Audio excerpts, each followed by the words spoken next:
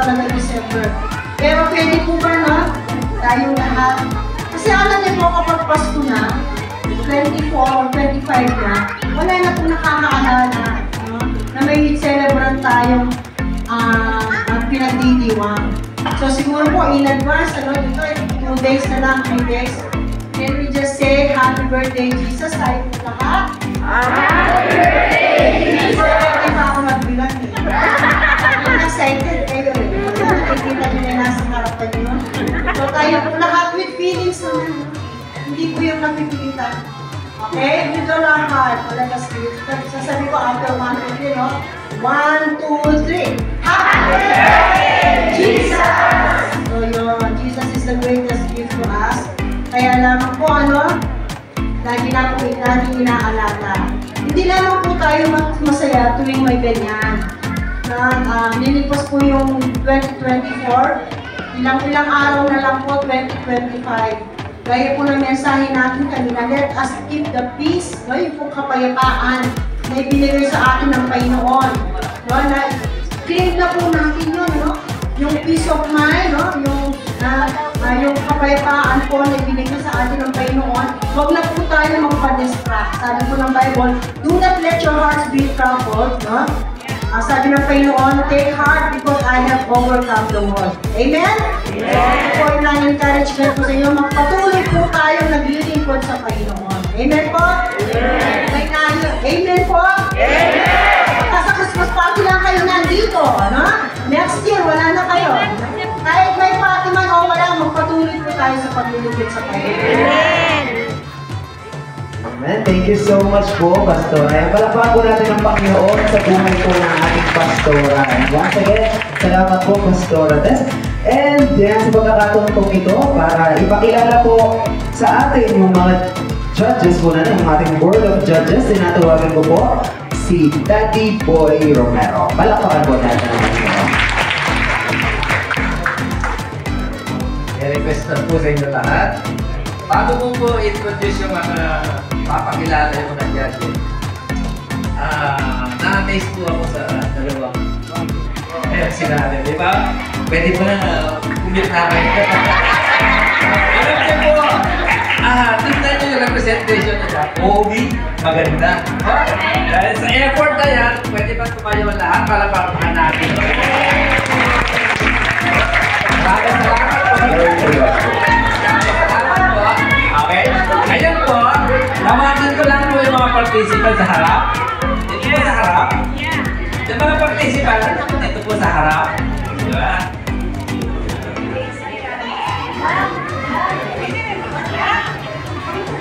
Nakita naman po, nag-effort sila para pasayin tayo sa araw na ito. Asan sila? Kompleto na ba? Tayo po ulit tayong lahat. Napakagay ka ng konsya. Palakpakan po natin sila. Maraming salamat. Appreciate po natin sila.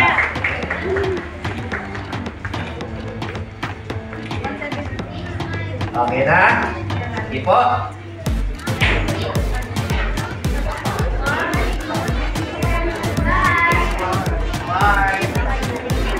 Maraming salamat. Meron po akong napag-isip-isip magmula kanina. Tinitignan ko po yung mga participants natin. Napakaganda pala pag mayroon tayo maraming participant. Next year po, nakaisip kami.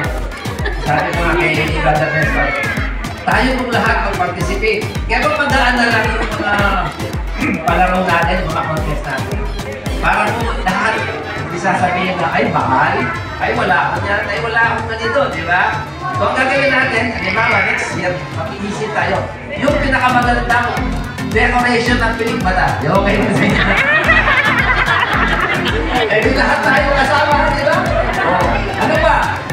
Yung pinakamagandang pag-ayos ng buhok, pag-iisipan po natin yan. Pero mas maganda po, tayong lahat yan. Pag-iisipan po natin lahat yan. Siguro yung mga materials natin, galing na lang sa mga recycle. Pero maganda tayong lahat. Lalo-lalo na tayong lahat nakapula. Sige po. By the way po, yung mga judges natin, no? ito po ay isang katuwaan lang, no? Kasi po pag tayo, siyempre, dine-decorate, nagbigay ka ng representation na kamadal. Lahat po yan nag-report, tama ba? Diba? Ngayon po, kung hindi tayo mananalo, huwag po natin i-judge yung ating mga judge. Kasi po, may kanya-kanya silang hinahanap. No? Sila po ay meron mga background sa mga ganun. Alam nila po yung hinahanap na. Halimbawa po, hindi ko masasabi ay ikaw gusto mo pula o ikaw gusto mo ganito. Pero yung judge po, iba yung hinahanap nila eh. Kaya meron tayong tatlong judge, ang ibig sabihin niya, hindi po pare-pareho ang gusto nila. Tama po ba? At hindi rin pareho yung gusto ninyo. Kapag natalo kayo, kahit na maganda yung... Kasi sa pananaw po natin, maganda yung akin eh. Ito sa kanya, yun po, di ba? So, hindi natuwa na. Kung ano po yung hinatawag natin dito, hinirang ng hinatulan ba? Hinatulan ng hinirang pala. Eh, yun po yung mananalo. Palakpakan na lang po natin. Tanggapin po natin sa ating punta. Ano po? Ang unang judge po natin ay yung anak ko. Siya po si Karen, no? Kumuha po kami ng mga judges, by the way. Na hindi po kilala yung mga bata, hindi kayo masyadong kilala. Kung si Karen po, hindi ko kayo masyadong kilala, lalo lang yung mga bata. Lalo na si Edward po. Si Ina, ngayon lang po siya late lang po siya nandito. So, ibig sabihin, wala pa siyang attachment sa bawat isa. Kaya palagay ko, fair na ito. Dapat po ako at saka si Jess magkasama. Pero sigurado po ang mananalo sa sali. Biro lang po yun, biro lang ha. Pag-tupili ko na totoo yun. Ngayon po, ito po si Karen natapos po ng architect. Meron po siyang background sa interior design. Nagtrabaho po siya sa Dubai bilang designer ng mga bahay. So, yan po talagang po kinikita po niya, may kaunayan po sa pag-judge niya ngayon. Mahilig po siya sa damit. Ang dami po niya damit na hindi na ginamit, kinamigay lang. Kaya mahilig po sa damit niya. Kaya mahilig po siya makeup. May makeup po. Meron po mga sideline niya po yun. Pag may gusto niyo po pumunta kayo doon sa bahay, may makeup kayo. Kayo po, libre na lang. Pero sideline po yun. Si Ina po ay natapos na accounting. Siya po ay nagtrabaho sa BPI. Ngayon po ay work from home, no? Mahilig po siya sa music. Isa po siyang backup singer sa Calvary Temple po. At palakpakan po natin siya. Bakapin po siya natin dito kasi gusto niya siya ngayon. Magbabakap na yan balang araw. At ano pa ba yung favorite niya? Ina, music. Mahilig po siyang mag-makeup din. Yung kung nanayaan ba niya, ini-experimentuhan niya sa makeup. Ito susunod. Manugang ko na naman. Ito po si Edward. Natapos din ang accounting. Naging trabahador po siya. Naging OFW po siya sa Taiwan. Naging ang kanyang pinaka-campaign na trabaho doon ay machine maintenance ata, no? Mga makina po nag-maintain. So alam niyo po, magandang kasing makina. Ano magandang piyesa? Hindi ko po alam kung paano yung buong na pinatino naman. Kasi mga makina po yun.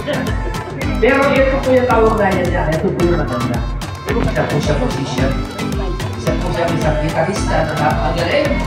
So alam nyo naman, di ba? Sino yung mga musician dyan? Di ba? Ang mga musician dyan, Bianti Galoso, di ba? Gusto na, hinahanap. Maganda palagi, di ba? O yan po yung katangian ni Edward. So, ito po yung mga judges, tumayo kayo. Palakpakan po natin naman. So, good luck po sa lahat. Maraming salamat po. Ayan, thank you po sa ating mga judges na nakasama natin sila this afternoon. Thank you po. And this moment po, alam po natin natin na lahat ng nandito ay, nandoon po ay kasali sa ating Parade of Nations. Sasabihin ko lang po yung mga magiging batayan natin, no po, para piliin kung sino nga bang mananalo. Pero anyway po, lahat po sila ay panalo na, no po. Dahil po silang lahat ay mag-uwi ng consolation prize. Na secret muna, magkano? No po, dagdagan na lang po ng Kuya Edward po na. Oo, si Tala naman din. Sabi na dagdagan na lang. Yan po sila may consolation prizes. Anyway po, gusto niyo po bang malaman magkano po ang prize natin? Yan po, pwede na siyang pa-Noche Buena. Pwede na siyang ibigay sa mga inanak nyo. Okay, ang third prize po natin ay mag-uwi na 1,000 pesos. Ang second prize po natin ay mag-uwi na nakalimutan po.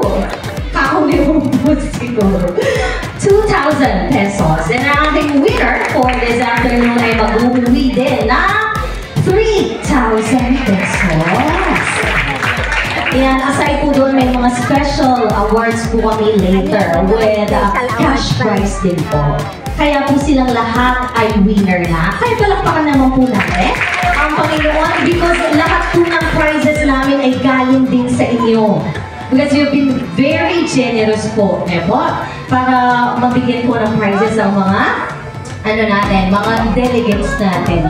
Okay, ang una po natin criteria for the round 1 is the mastery of speed.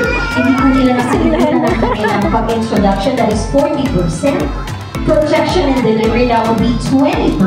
Cultural representation, kung akma po ang kanilang damit sa kanilang nasabi, sa country nire-represent nila, that's 30%. And then an overall impact of 10%. And that would be a total of 100%.